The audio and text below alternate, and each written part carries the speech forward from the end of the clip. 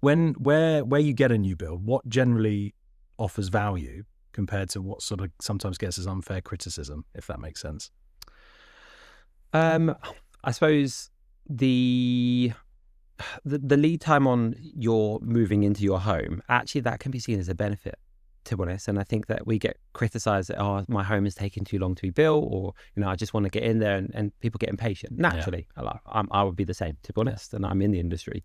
But actually, from a first-time buyer perspective, that's actually a really good thing. They've got time to prepare themselves. They've got time to make sure that they've got the right mortgage product in place, because if mortgage rates as they are right now, it's really challenging to make sure that you're getting the best rate. And actually that lead time, whether that's 6 months, 12 months or beyond, you've got time to chop and change and make sure that you've got the right product, and you've saved enough to move into your home and have the right furniture and personalize it to what you want. Yeah. But we can get impatient, naturally. Yeah. Does that frustrate you? Not really, I'll be honest, because I think it's human nature. Yeah. And you've got to put yourself in their shoes. And that's, most of the time when we're speaking to our sales team, it's always understand it from their perspective. They're just excited. They just want to be in their home and start sort of building their life there. Certainly if it's a first time buyer, it's their first ever home. It's exciting. Let's be excited for them and manage their expectations in the correct way. In all that excitement that buyers obviously have when they're looking at buying something like that, is there things that they often ignore that they really shouldn't, but because they're so excited, they just kind of breeze past it? It's like, oh, I'll think about that later, and they never really sort of get back to it. Normally the legal process, to be honest, it's, they get so excited about the customization of their home, and, it's all fantastic. And then they can forget to submit their application for their mortgage. They can forget to put their documents back to their solicitor and instruct their solicitor. And I suppose what can be disrupting to the customer journey is, we have to keep in contact with them every week, several times a week, to make sure that they're hitting the right milestones in getting to that exchange of contracts. But exchange of contracts also secures the property for them. Yeah. It secures it at today's price, so that's a benefit. Buying new build, if the price drops, and we have had ups and downs in the market, then ultimately, if the price goes up, then they've secured a price. Especially where we're selling off plan, 2 years off plan. Some of my customers are not buying it for today's price. They're buying it for 2 years down the line. Capital growth appreciation. It's just securing a price there and then. And actually that exchange of contracts will secure the price for them. What common sort of mortgage and finance hurdles do you think people come up against on new builds in particular? Timing. Yeah. Timing is the biggest thing, because ultimately, if you are buying something that's over 9 months off plan, then you're going to struggle to submit an application for a mortgage. It's all about, again, us being part of that journey with them and not badgering them, but making sure that they hit the milestones, because if they submit their application too early, it's going to expire. I think that is a massive issue in the market, that I don't think actually from a UK perspective we give enough time from a new build on mortgage product. Personal view.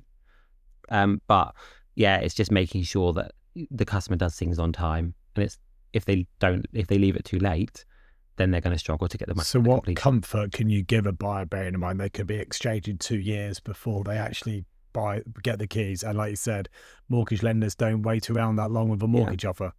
I think the thing that we make a point of doing for anyone that requires a mortgage, or actually even our cash purchasers, we do generally get them to speak to a mortgage advisor, a broker, to make sure that they've at least explored the avenues before they commit to purchasing a new build. Because of, say, if it's 2 years off plan, actually they're nowhere near submitting an application for the mortgage. And yes, okay, things can change in the market up and down on mortgage rates, and naturally it's a risk, but at least exploring it in the first instance and having an initial conversation, running affordability. They're not going into an exchange of contracts and binding contracts, having not actually explored the avenues first and know that they can afford the property. Because I think people think, well, it's 2 years off plan, that can wait. Yeah. It'll be fine. And actually, it's just best to have the conversation. Are there any actual, with a 2 year sort of scenario, are there actually any loopholes during that period of time for someone that's been around a bit and did the job during the credit crunch era, where I think the market did go the other direction and someone may have exchanged a couple of years before? What are there actually any sort of things for a buyer to give them any safety? I think there is a risk. Naturally, if you're buying that far off plan, there is a risk that obviously prices could go down, but there's also the benefit that the prices could go up. Yeah. So you're going into it in both hurdles. I'm not going to be, as a developer, saying, well, actually, the price has gone up. I want you to pay more for the property. In the same way, the buyer can't necessarily come back after exchange of contracts and say, well, actually, the price has gone down. I want you to devalue the property and I want some of my money back. There's a risk from both sides. Yeah. And I think it's just going into the basis of buying a new build on that basis, like knowing those sort of key markers, and you were in it for the end goal for yourself, whether that's for self-use, investment. Yeah. It's keeping that end goal. Well, if you inside. bought straight away, you'd have gone through that market. It's just being able to then transact at the end of the 24 months or where it may be, isn't it, really? And I guess being flexible on deposits probably a way around it. Yeah, I mean, also from our perspective, different sites have different levels of deposit and commitment. If it's a really, really high value development, and obviously, there's probably a larger deposit that you have to put down. So we generally would look at 10, 20% if it's over sort of 12 months of from build completion. If it's a lower value product and say a one bed, in Slough, something of that instance, then there's obviously less deposits that we generally ask for overall. But it does depend on the stage of build as well. Mm. There's often a big sort of talking point about the price points from second-hand units to new build, and obviously there's a premium price on new build properties in general. Yeah. What do you think it's a fair comparison in terms of you're buying something brand new, so you're expected to pay the premium? I think that people in today's market and when they're buying property, they expect that premium, and I think that yes, some people could feel like it's unfair. When I'm pricing a development, I generally am looking at local area comparables. I'm making sure that we're in line with the market. Yeah. Yes, there is a slight premium associated with that, but you're the first ever person to have that home. It's untouched, it's new, it's customized to you, and so there is a benefit to that for the customer. And as I said earlier, we're not just building the property. And a lot of our developments, whether that's London, the Midlands, or the Southeast or Southwest, we're building more than just that home.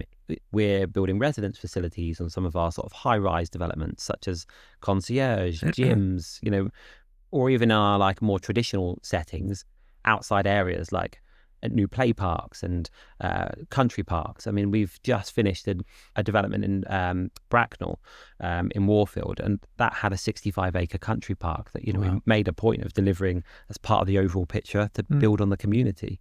So it's more than just a home. Do you